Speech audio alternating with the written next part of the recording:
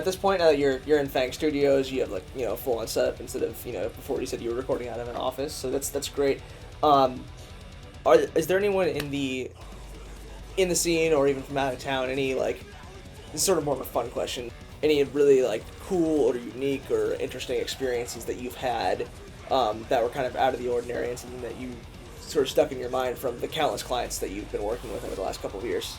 I'm being flooded with experiences and thoughts right now. There's so many. Dude, I don't know. I've gotten to do so much cool stuff this year. Another really wild thing that happened was I remember when I was in high school, I used to listen to this band called At the Skylines. I don't know if you remember them or not. Of course I remember At the Skylines. Yeah, their vocalist, like, I've never met any of those dudes at all, but I got a text from their vocalist randomly, and he was like, hey, our band's coming back. Will you mix our comeback single? And I was like, what? Like, because they were on Roadrunner Records and stuff, Right, and right. I didn't think I had any connection to them whatsoever, but I just got a random text from them, and I got to record it. So that was super tight. Got to track Eddie from Suicide Silence also. That was the same thing. Like, I just got a text and he was like, hey, it's Eddie from Suicide Silence. Like, I need to do guest vocals for Black Tongue. Can you track me? And I was like, sure. So I guess those were like, in terms of like cool like career opportunities, that was kind of neat. Both really like totally random incidences. Didn't see it coming. Yeah, I guess in like the Demon in Me record was that was a pretty crazy process because from the time that we started that record until the time that we ended, I think we recorded the drums. It was something like, I don't remember the exact dates. I'll just be hypothetical. I think we recorded the drums like July 17th, like 2015, something like that. We coincidentally, like no intention at all, finished like literally submitted I submitted the final mixes to that record like right after like the morning of July 18th, 2016. So like a full year. Exactly, like 365 and a half days, pretty much. We didn't even realize that until like the day of, and we were like, holy shit, like that was full. Yeah, so that was kind of weird. What else? I'm trying to jog my memory. There's been a lot, man. I almost can't even pick out any isolated incidents at this point because it's like every month something crazy and cool happens. Totally. Yeah, man, it's been wild. Like every band I work with is a totally different experience. Something cool and crazy happens every single time.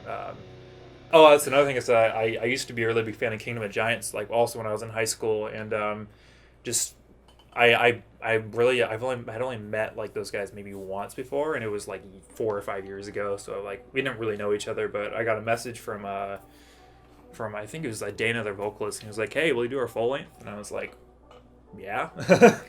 And yeah, they're actually here right now, and we're gonna after this interview we're gonna taking a band nap. Yeah, they're taking a nap. We're gonna do some mix revisions and hopefully have the final album tonight, which will be pretty cool. Very nice. That was I think they booked like 30 days with me. It was a pretty crazy thing.